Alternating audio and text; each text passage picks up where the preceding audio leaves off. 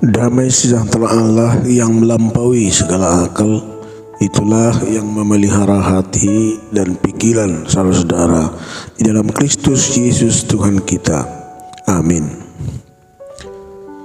Saudara-saudara jemaat yang dikasihi oleh Tuhan kita Yesus Kristus, marilah kita mendengarkan firman Tuhan di pagi hari ini yang tertulis dalam kitab Markus pasal 1 ayat 27. Demikian firman Tuhan.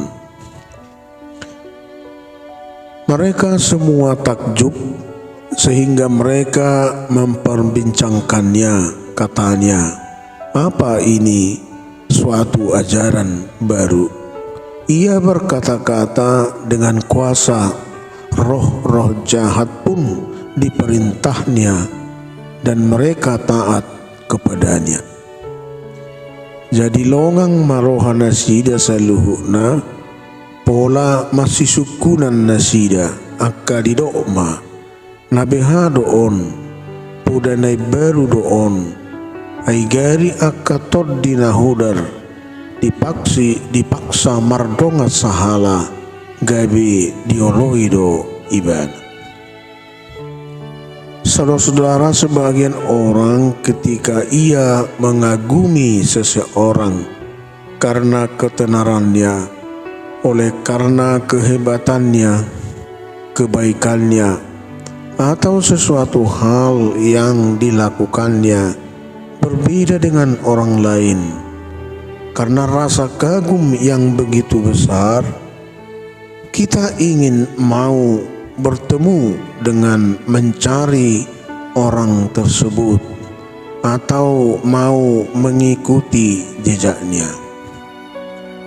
Bagian lain adalah bisa saja ia kagum dan memuji seseorang, akan tetapi hanya sebatas itu saja, tanpa ada reaksi untuk mengikuti jejaknya.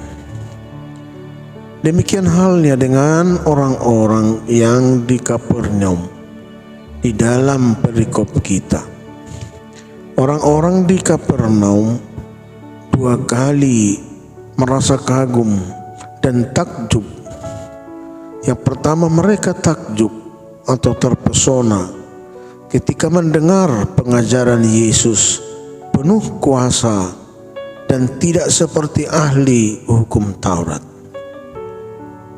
Kedua, mereka takjub atau terkejut atau heran.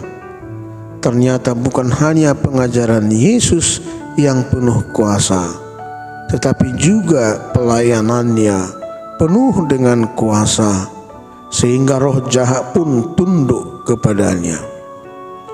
Akan tetapi semuanya, reaksi yang mereka tunjukkan hanyalah sebatas kagum. Apa yang dilihat tidak membuat mereka ingin mengenal Tuhan lebih dalam.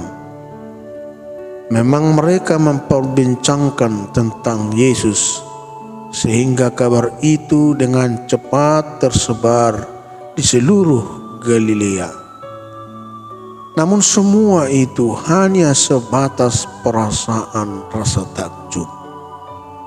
Tidak disebutkan bahwa di antara mereka ada yang percaya Tuhan Yesus, dan yang sangat menyedihkan, dalam Alkitab justru menyebutkan bahwa roh jahat tahu tentang Yesus seperti ayat 24. Bahkan roh-roh itu takut kepadanya dan mentaatinya.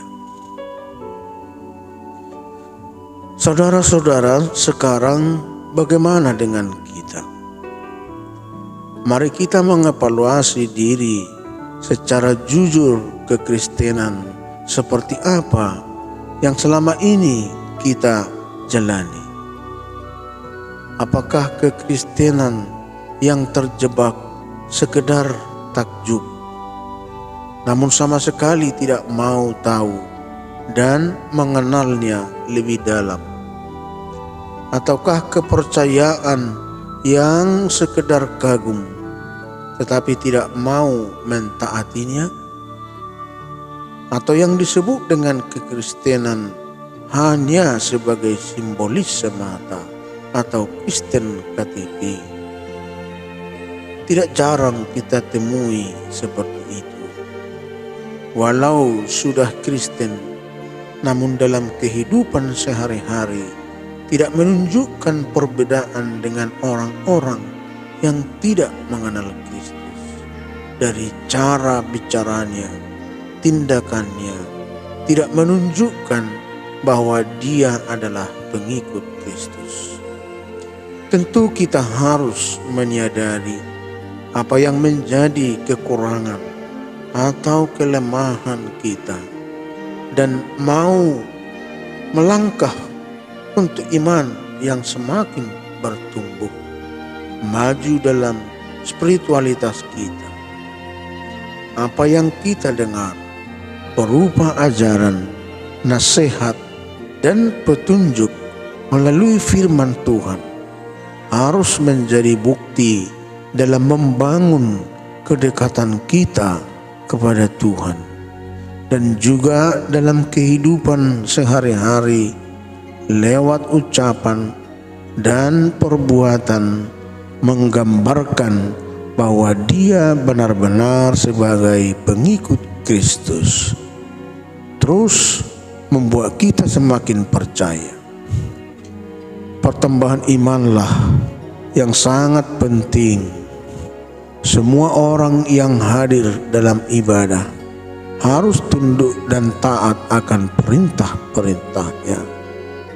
Mari bersama bertumbuh dalam pengajaran firman Tuhan dan juga ajaran hikmat tuntunan Roh Kudus setiap hari. Ajaran Yesus berkuasa untuk memberi kita harapan, kekuatan, dan jaminan keselamatan. Tugas kita adalah memberitakan dan menghidupi firman Tuhan, maka besarlah upahnya di surga. Amin. Marilah kita berdoa. Puji syukur kami sampaikan kehadirat-Mu Tuhan atas pagi hari yang Tuhan hantarkan hingga pada saat ini. Kami di dalam melaksanakan nantinya tugas-tugas kami, kegiatan keseharian kami, memperoleh hikmat, memperoleh kekuatan, dan kami diterangi oleh firman-Mu, sehingga apa yang kami perbuat, apa yang kami kerjakan, dan itu selalu berkenan di hadapan Tuhan. Firman Tuhan adalah menjadi suluh di dalam perjalanan hidup kami sehari-hari, sehingga kami tahu untuk melakukan yang berkenan di hadapan Tuhan dan menjauhkan segala sesuatu yang tidak berkenan di hadapan Tuhan. Bapa yang di surga, kiranya kami semakin lebih mengenal Tuhan dalam hidup kami.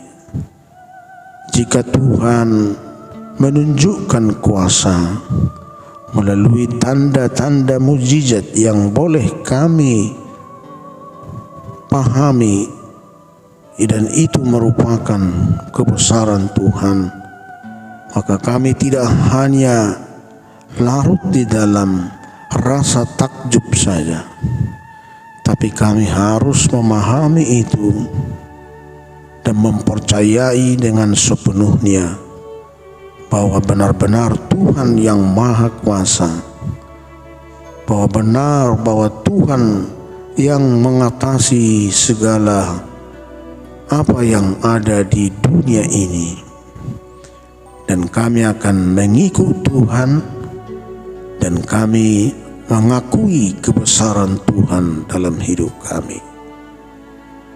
Biarlah kiranya dengan kuasa dan kebesaran Tuhan boleh kami merasakan itu Tuhan dalam kehidupan kami.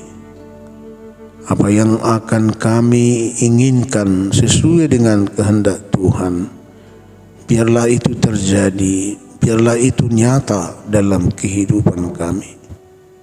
Berkatilah firman-Mu Tuhan dalam hidup kami, sehingga kami memperoleh sukacita yang besar dari Tuhan. Bapa yang di surga, berkati seluruh kegiatan kami untuk satu hari ini. Berkati keluarga kami masing-masing, anak-anak kami, dan usaha kami, pekerjaan kami. Cukupkan segala sesuatunya dalam kebutuhan hidup kami. Ampuni kami atas dosa kami.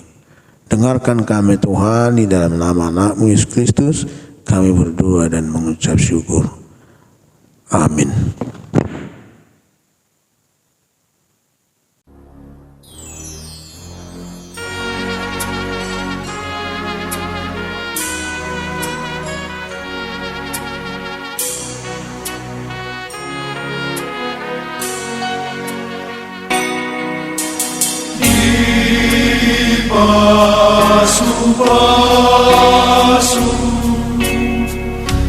Pasu-pasu debatao